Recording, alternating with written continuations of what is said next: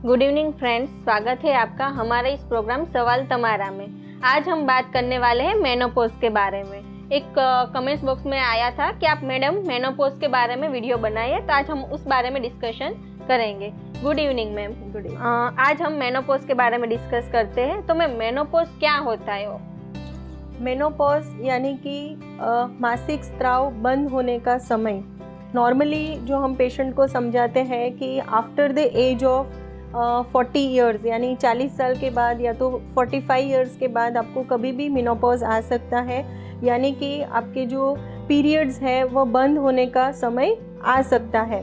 सो अगर किसी महिला को टोटल 12 मंथ्स यानी कि 12 महीने में एक भी बार पीरियड्स नहीं आता है, तो 13 मंथ पे हम बोल सकते हैं कि यह जो महिला है उसको अभी मेनोपॉज शुरू हो गया है।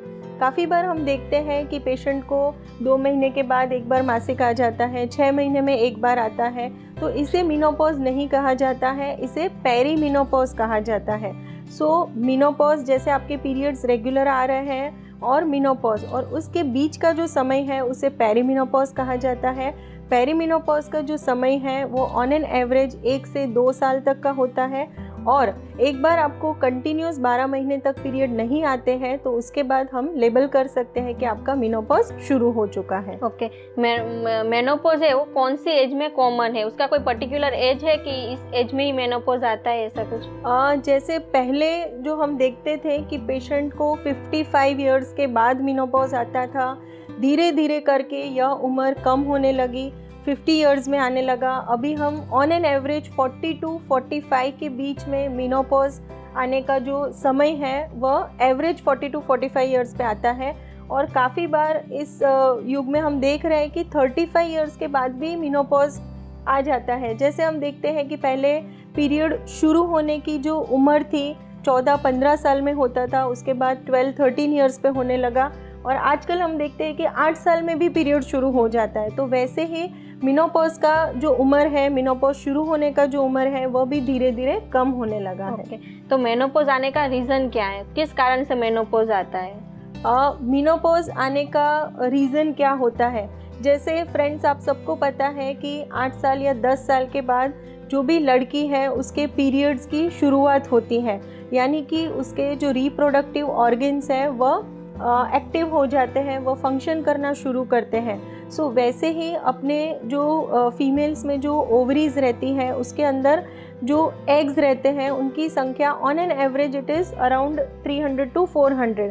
सो जैसे जैसे उनके एग्स हर महीने पे रप्चर होते हैं, वैसे वैसे उनके ओवरीज में जितने भी एग्स हैं वह सब कंप्लीट हो जाते हैं, यानी कि जो ओवरीज हैं वह मैच्योर हो जाती हैं। तो उसके बाद जैसा समय आता है कि ओवरीज काम करना बंद कर देती है या धीरे धीरे करके वह काम करना स्लो डाउन कर देती है।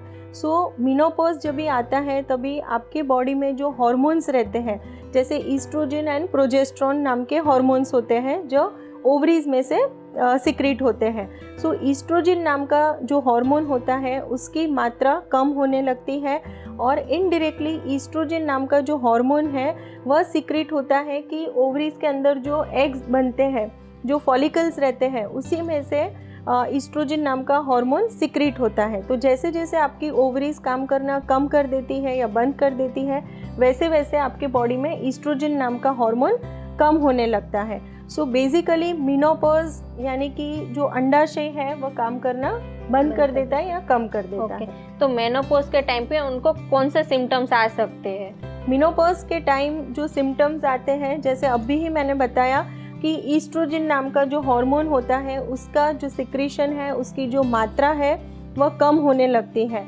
सो बॉडी में क्या क्या चेंजेस आते हैं, जैसे हम बात करते हैं कि मानसिक चेंजेस आते हैं, फिजिकल चेंजेस आते हैं, जैसे कि मूड स्विंग्स आना शुरू हो जाता है, इरिटेबल हो जाते हैं, फॉरगेटफुलनेस यानी कि वह जो बात पहले वो याद रखते थे उनको अभी जैसे आपके दादी वगैरह रहेंगे, नानी वगैरह रहेंगे कि कबोर्ड का जो चाबी है वो कहाँ पे उन्होंने रखा है, वो भूल जाते हैं कि यहाँ पे रखा था या यहाँ पे रखा था। सो फॉरगेटफुलनेस, ऐसे सब सिम्टम्स आ सकते हैं। बहुत ही इम्पॉर्टेंट सिम्टम रहता है कि आपके पीरियड्स इरेगुलर होने लगते हैं और धीरे धीरे करके पीरियड्स बंद हो जाते हैं। So this is a most important symptom. दूसरा है कि जैसे हीट, गर्मी गर्मी लगने लगता है, पसीना पसीना हो जाते हैं, पंखा चालू है, एसी चालू है, बाकी सब लोगों को ठंड लग रही है, लेकिन जो महिला को मेनोपॉज का समय नज़दीक है या मेनोपॉज आ चुका है, उनको एकदम सडनली गर्मी महसूस होती है। और दूसरा है कि उनकी जो स्किन है वो बहुत ड्राई होने लगती है, तो उनको इचिंग वगैरह की समस्या आ सकती है, हेयर लॉस की समस्या आ सकती है। सो बहुत सारे ऐसे चेंजेस हैं। इवन हम देखते हैं कि पेशेंट को बार बार यूरिन में इन्फेक्शन के चांसेस रहते हैं, वजाइनल ड्राइनेस हो जाती है, तो उसकी वजह से भी उनको बर्निंग सेंसेशन वगैरह की तकलीफ़ें आ सकती हैं। तो मेनोपॉज क्या एक कोई बीमारी है? मेनोपॉज कोई बीमारी नहीं है। जैसे आप सबको पता है कि कोई भी लड़की है जिसका जन्म हुआ है, उसको 9 साल के बाद, 10 साल के बाद या 14 साल में, जैसे मिनार्की जिसे हम कहते हैं कि पीरियड्स की शुरुआत होती है, वह एक नेचुरल प्रोसेस है। जैसे फर्स्ट पीरियड के बारे में भी हमारा जो वीडियो है उसमें भी काफ़ी डिटेल में समझाया हुआ है। सो एक बार पीरियड शुरू होता है, उसके बाद का जो फेस है that is reproductive age group, यानी कि टू रिप्रोड्यूस। सो वह फेज़ शुरू होता है। एक बार जो भी महिला है उसके ओवरीज में एग्स की मात्रा कम होने लगती है, तो उसके बाद उनका फेज़ आता है दैट इज़ अ मेनोपॉज। सो इसको ऐसा बोला जा सकता है कि this is a natures law, कि जैसे हम सबका जन्म हुआ है तो मृत्यु नक्की है, वैसे ही जो भी महिलाएं हैं, जिनका जो भी लड़की है मतलब जिसका जन्म हुआ है, तो उसको यह जो फेजेस है इसके थ्रू पास होना ही है। So it is absolutely natural process. Menopause कोई बीमारी नहीं है। ओके, तो अभी आपने बताया कि मेनोपॉज के टाइम पे मेंटली और फिजिकली चेंजेस आते हैं उसमें, तो उसको फैमिली सपोर्ट की कितनी ज़रूरत रहती है उस टाइम पे? फ्रेंड्स, मेरे जो पेशेंट्स रहते हैं उनको तो खास मैं बोल देती हूँ कि जैसे ही आपका पेरीमेनोपॉज का समय शुरू हो जाता है, तो आपके जो फैमिली मेम्बर्स हैं उनको आपको बता देना है कि अभी मेरे पीरियड्स इरेगुलर हो गए हैं, थोड़े ही समय में शायद मेरे पीरियड्स बंद हो जाएंगे। वह समय पे अगर आपको फैमिली सपोर्ट अच्छे से मिलता है तो आपका यह जो फेज़ है वो बहुत ही स्मूथली पास हो जाता है, क्योंकि अगर उनको आपने पहले से ही बता दिया है कि साइकोलॉजिकल चेंजेस जो होते हैं वही ज़्यादा डिस्टर्ब करते हैं, कि जैसे मुझे मूड स्विंग्स आ सकते हैं, कभी मैं खुश हूँ, कभी मैं गुस्सा कर देती हूँ, तो आप सामने आर्ग्यूमेंट मत करो और एटलीस्ट उनको वो टाइम पे आप सुन लो, तो आपके काफ़ी सारे प्रॉब्लम्स वहाँ पे ही सॉल्व हो जाएंगे। और जनरली जो पेशेंट को भी मैं बताती हूँ कि आपके फैमिली मेम्बर्स को आप बोल सकते हो कि अभी तक मैंने आप सबका जो शेड्यूल है कि भाई बच्चों का स्कूल है, ट्यूशन है, सब मैंने मैनेज किया है, हस्बैंड का भी ब्रेकफास्ट है, लंच, डिनर, एवरीथिंग सब आपने मैनेज किया है। यह 2 to 3 इयर्स का जो समय है वह आप सब मिलके मुझे संभाल लेना। कभी ऐसा होता है कि उनको खाना बनाने की इच्छा नहीं होती है, उनका बनाया हुआ खाना उनको पसंद नहीं आता है, तो एटलीस्ट अगर यह जो फीमेल है जिनका मेनोपॉज का समय शुरू हो गया है, उनको अगर फैमिली का सपोर्ट मिल जाएगा तो शांति से उनका यह समय पास हो सकता है। ओके, आपने अभी जो सिम्टम्स बताए पेरीमेनोपॉज और मेनोपॉज के, तो उनको कौन से टाइम पे डॉक्टर को कंसल्ट करने की ज़रूरत पड़ सकती है?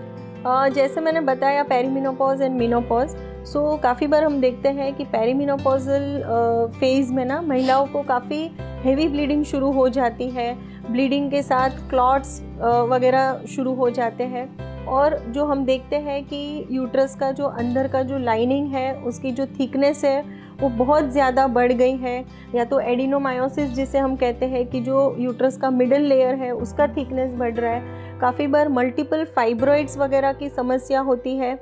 जैसे कल ही मैंने पेशेंट देखा, पेशेंट को पता ही नहीं था उसको इतने सारे फाइब्रॉइड्स, उनको लग रहा था कि हैवी फ्लो, पहले से भी उनको हैवी फ्लो चल रहा था, अभी थोड़े 2-3 साल से थोड़े क्लॉट्स वगैरह आ रहे हैं, उनको लग रहा था कि यह एब्सोल्युटली नॉर्मल है।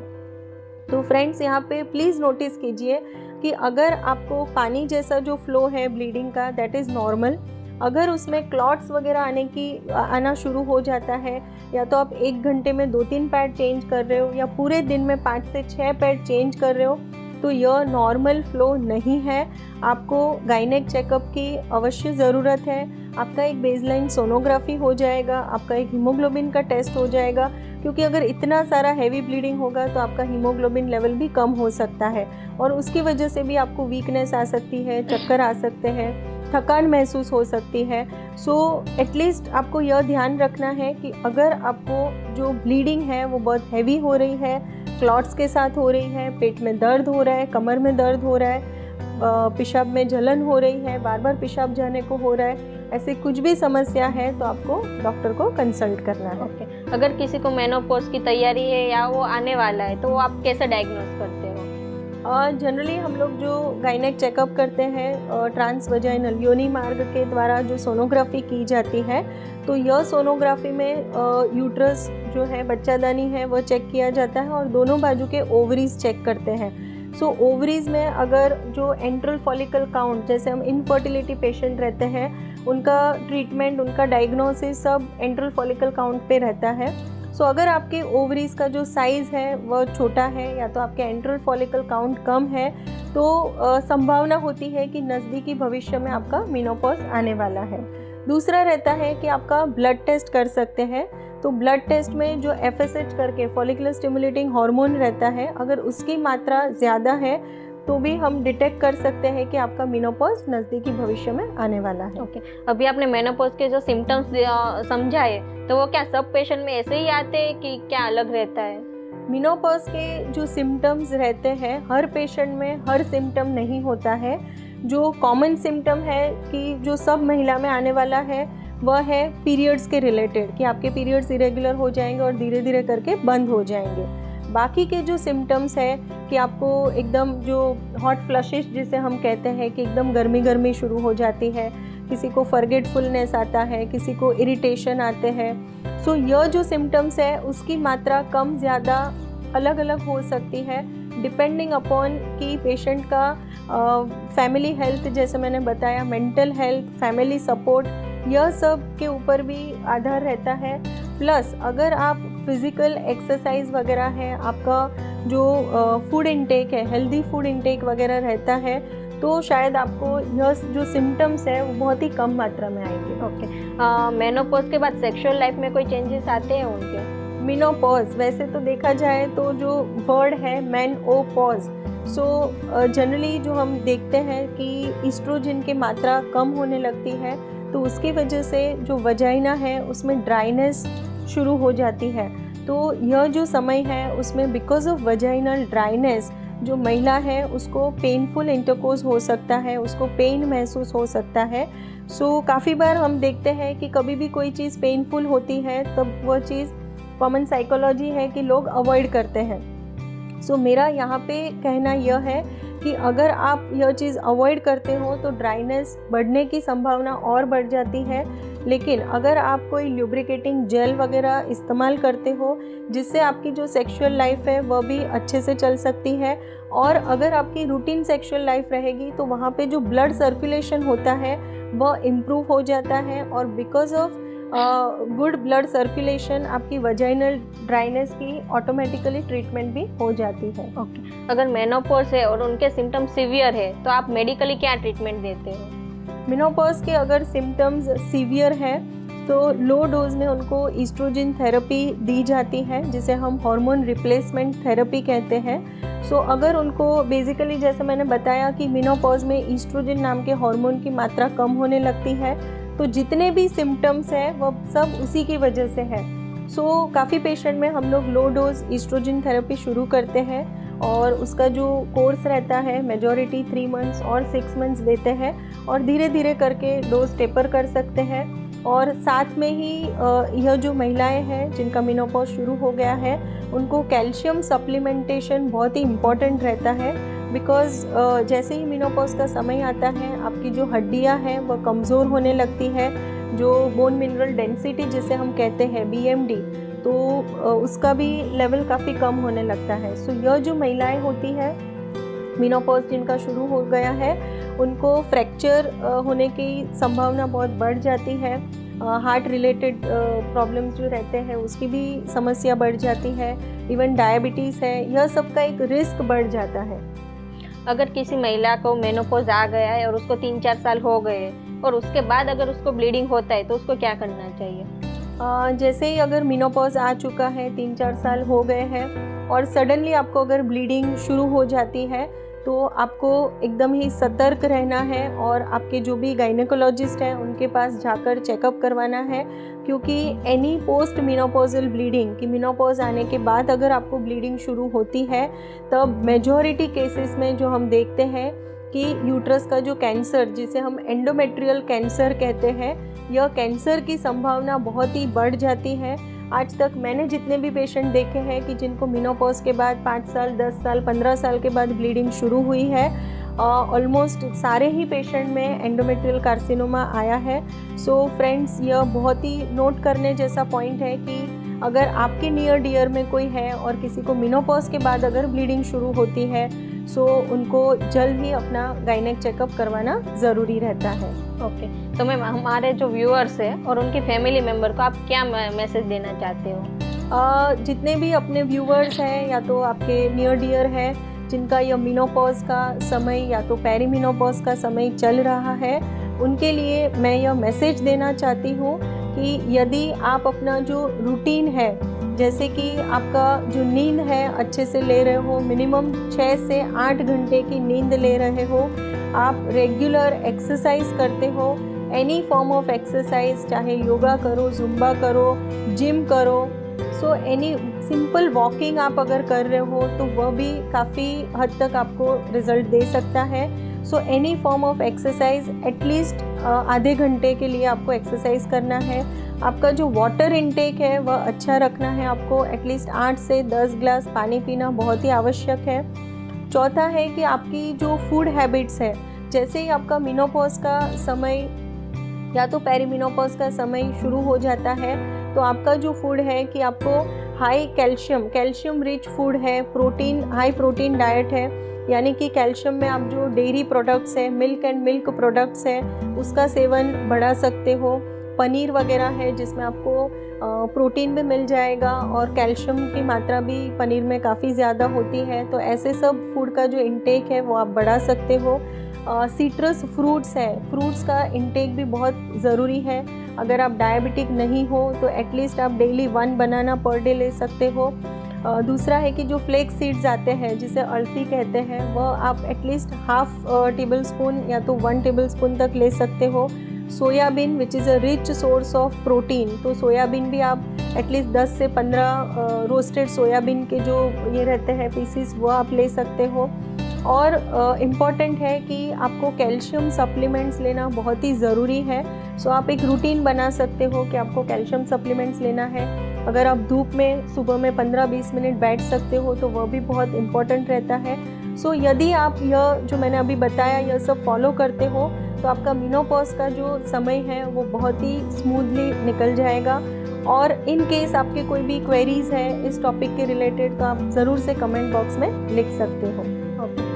व्यूअर्स, तो मैं आपको ये बताना चाहती हूँ कि मैडम ने अभी समझाया कि मेनोपॉज अगर आ गया है तो फीमेल को क्या ध्यान रखने की ज़रूरत है। साथ साथ में मैडम ने समझाया कि अगर मेनोपॉज आया है तो उस लेडीज़ में कई सारे चेंजेस आएंगे, तो उनके जो फैमिली मेम्बर्स हैं उनको भी उसको सपोर्ट करने की ज़रूरत पड़ सकती है। तो उसने आपको 40 साल संभाला है तो सिर्फ आपको उसको 2 से 3 साल उसका ध्यान रखने की ज़रूरत है।